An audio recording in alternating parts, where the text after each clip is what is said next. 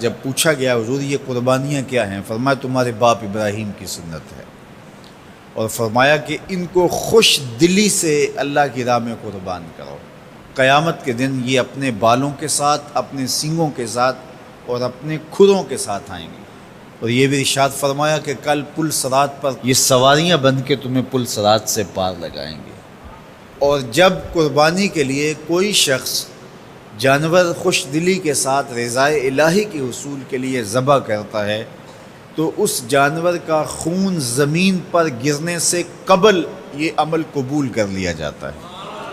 اور یہ بات بھی ذہن میں رکھیے گا کہ ایام نہر یہ 3 دن جو خون بہانے کے ہیں، 10، 11 اور 12 تاریخ، ان ایام میں آپ جو بھی عمل کریں، نماز پڑھیں اور دیگر صالح اعمال کریں، بہت قابل قبول ہیں اور اللہ ان کو قدر کی نگاہ سے دیکھتا ہے۔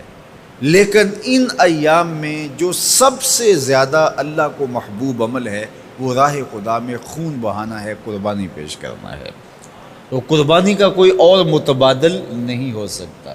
کچھ لوگ یہ فلسفہ ان دنوں کے اندر بیان کرتے ہیں کہ 20-50 ہزار کی قربانی کرنے کی بجائے اتنے اگر کسی غریب کو دے دیے جائیں تو اس کے 2-3 مہینے خیریت سے گزر جاتے ہیں، اور وہ گھر کے اندر جو ہے وہ ضرورت کی چیزیں ڈال لے تو گوشت تو 2-4 دن کے اندر کھایا پیا جاتا ہے، ختم ہو جاتا ہے۔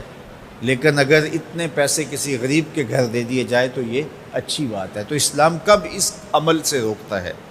غریب کی مدد کیجیے، صرف عید کے دن ہی نہیں، مینڈے کی جگہ ہی نہیں، بلکہ اسلام تو راہ خدا میں جانور ذبح کر کے اسی جذبے کو بیدار کرنا چاہتا ہے کہ تمہیں گوشت کی ضرورت بھی نہیں تھی، پھر بھی تم نے ذبح کر دیا، تو جہاں ضرورت ہوگی اور تمہاری ہمسائیگی میں، تمہارے اطراف میں جب کوئی غریب ہوگا تو پھر تم اس کے لیے ذبح کیوں نہیں کرو گے؟ اس کے لیے تم قربانی کیوں نہیں کرو گے؟ اِثار کیوں نہیں کرو گے؟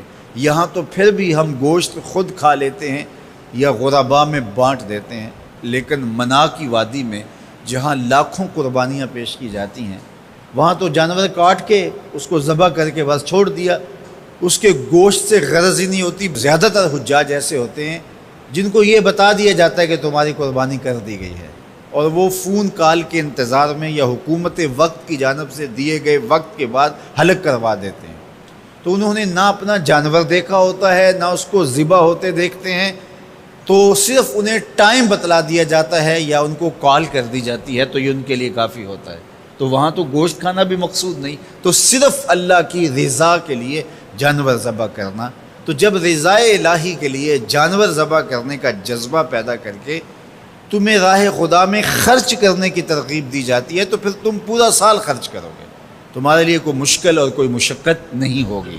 لیکن اگر تم جو ہے وہ اس جذبہ خیر سے نور حاصل نہیں کرو گے تو پھر تمہیں یہ دولت نصیب نہیں ہوگی۔ تو سب سے افضل عمل ان 3 ایام کے اندر جو بتایا گیا وہ یہی ہے کہ راہ خدا کے اندر خون بہانا ہے۔ اللہ کے محبوب علیہ الصلوۃ والسلام کی خدمت میں جو ہے وہ مینڈے لائے گئے جو چتکبرے تھے، اور حضور علیہ الصلوۃ والسلام نے اپنے مبارک ہاتھ سے ان کو ذبح کیا۔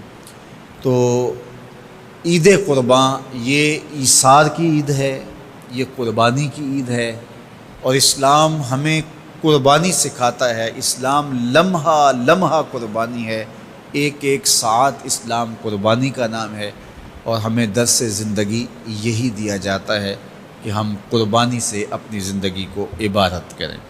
پھر قربانی ہر اس شخص پہ واجب ہے جو مال کے نصاب ہے۔ بعض اوقات گھر کے اندر کئی افراد مال کے نصاب ہوتے ہیں تو سب پہ واجب ہوگی قربانی۔ واجب آپ نے ادا کر لی اور اپنی طرف سے نفلی بھی دینا چاہتے ہیں تو یہ بھی آپ کو اجازت ہے۔ ہمارے آقا و مولا نے ایک قربانی اپنی طرف سے، ایک قربانی اپنی امت کی طرف سے پیش کی ہے، تو اگر امتی اپنے آقا کی جانب سے قربانی پیش کرتا ہے تو یہ اجر و ثواب کا باعث ہے۔ 3 حصے کر کے دوست احباب کے لیے، غرباء کے لیے اور اپنے لیے تقسیم کر لیں تو یہ قربانی کی روح کے مطابق ہے۔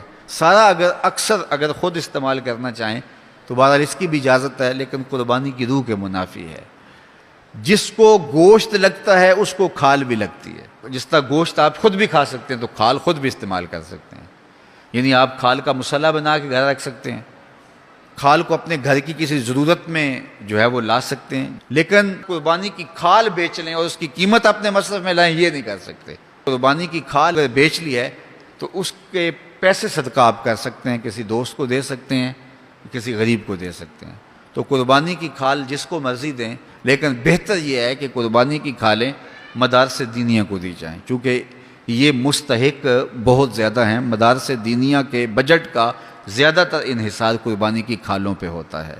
کسی زمانے میں مدارس دینیہ کے لیے، مساجد کے لیے اور خانقاہوں کے لیے امراء، رؤوسا اور حکام جاگیریں مقرر کرتے تھے اور ان کا نظم و نسق چلتا تھا۔ ہمارے دیہاتوں میں آج بھی مسجدوں کے نام پہ 8-8، 5-5، 6-6 جو ہے وہ ایکڑ نام ہوتے ہیں اور مسجد کی ضروریات اور اس کے محاصل سے پوری ہوتی ہیں۔